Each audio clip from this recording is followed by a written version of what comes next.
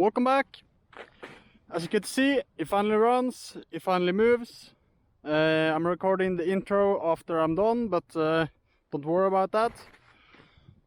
If you like what you see on the channel and the content I make, please like and subscribe. That means a lot. We're soon reaching 400 subscribers, which is a big milestone for me. So please like and subscribe. If you have any questions, please write it down in the comments. I read through all of them. And let's start with today's video.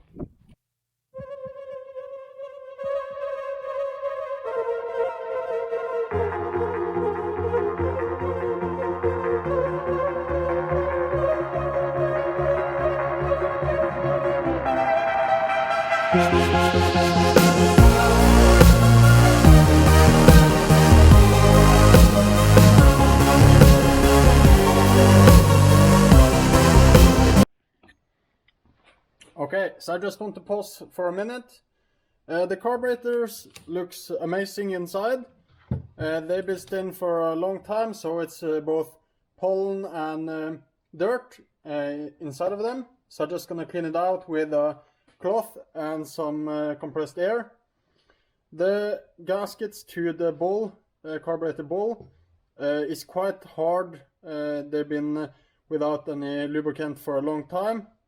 So I'm just gonna put some two-stroke oil on them and just rub it in, just to try to get at least a little bit more lubrication. That should also help with the chances of the carburetors being tight or not leaking at least. Both the needles for the main jet and the idling looks completely clean. You can see right through both of them. So I'm just gonna clean it fast out, try to put it all back together, and we are soon ready to start the engine.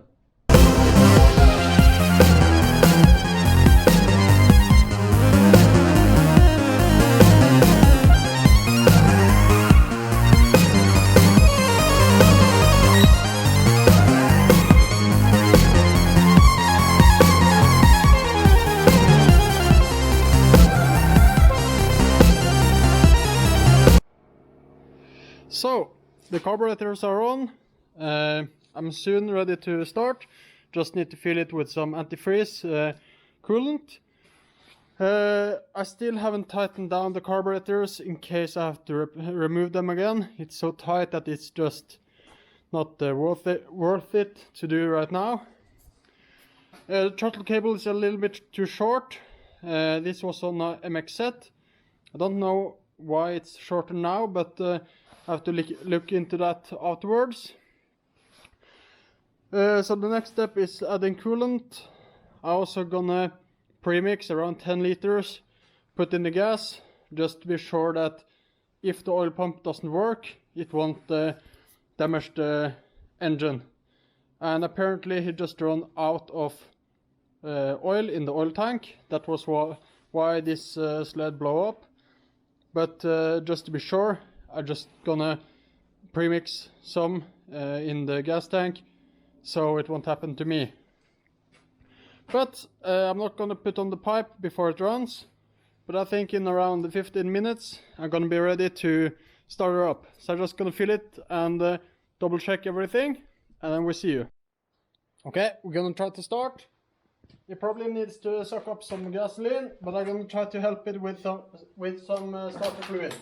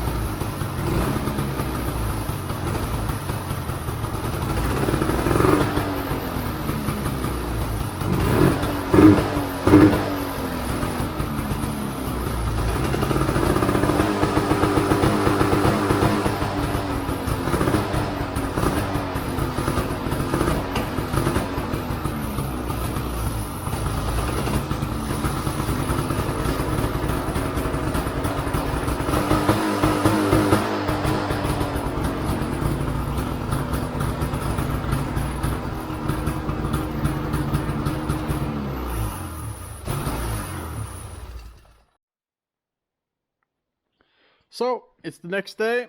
As you can see, we got it firing. It ran really rough. It backfired and things like that.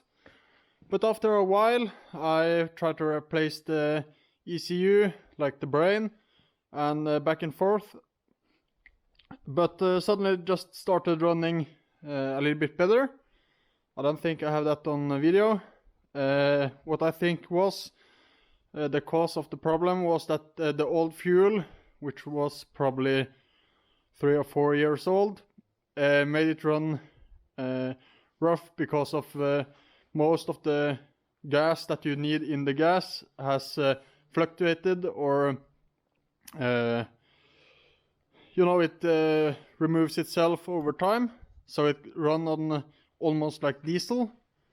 But after a while, when the bad gas in the lines and in the fuel pump was used, it suddenly started getting new gas, and that's why it suddenly started running more like it should.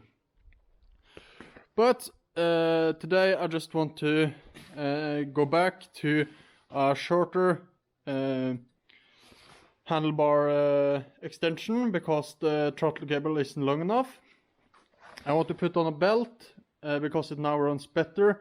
I just want to see how it actually runs. So that means I also have to tighten the track. I'm just gonna zip tie some of the cables here that could go into the clutches, just so I don't rip something off. But that's the plan for now. Replace the steering extension and tighten the track so I can at least try it. Because it was a little, it just doesn't accelerate fast enough in terms of what I'm used to with this this type of engine. So I just want to try it with the belt on and see how it runs. So we're gonna start and see how it goes.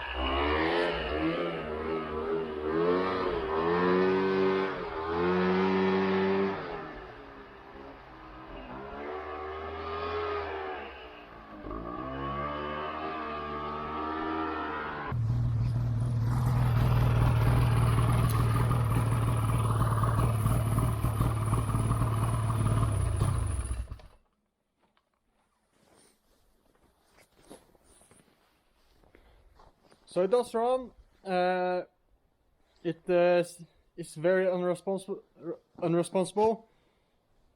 So I'm gonna change the spark plugs, and then I'm gonna put on the air filter, or the intake with the air filter. That's gonna create some back pressure. Lots of 2 strokes like this, and we're gonna see. Maybe that will help.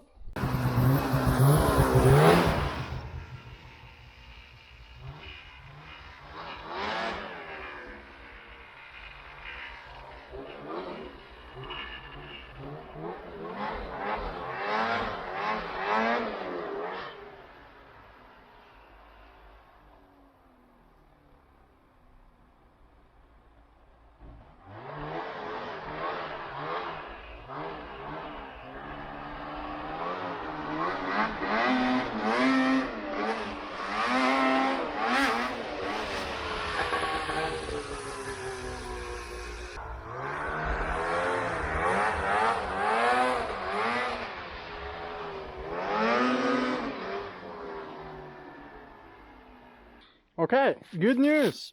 I figured out the problem. It's probably not the coil, but the wires to the spark plugs from the coil.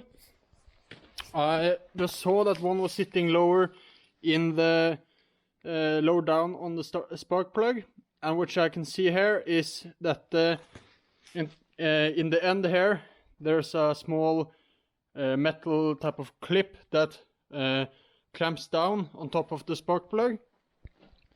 That was too loose, probably, so it doesn't clamp good down, and it runs on 1.5 cylinders. So I just got other coil, other spark plugs and wires, and now it runs just like it should. So I'm gonna top off the fluids. I'm gonna put fluid in or oil in the chain case. I haven't done that yet because I just wanted to have it running. It doesn't matter on a short ride, but of course you need oil for lubricant when you're riding, like you should do afterwards. So I'm gonna put some more fluid in, oil, and then we can probably just put it all back together and it should be running. One thing that I have noticed is that the display is not healthy at all. It only shows half of what it should.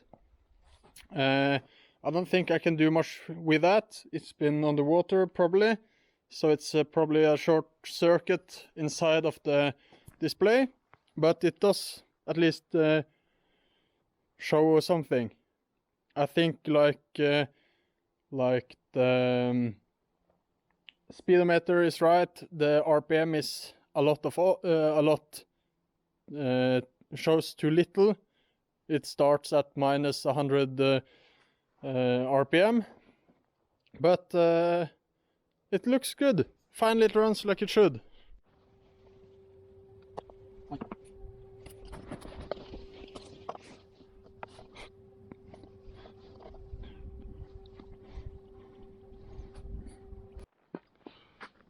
Thank you for watching. Remember to subscribe for more content.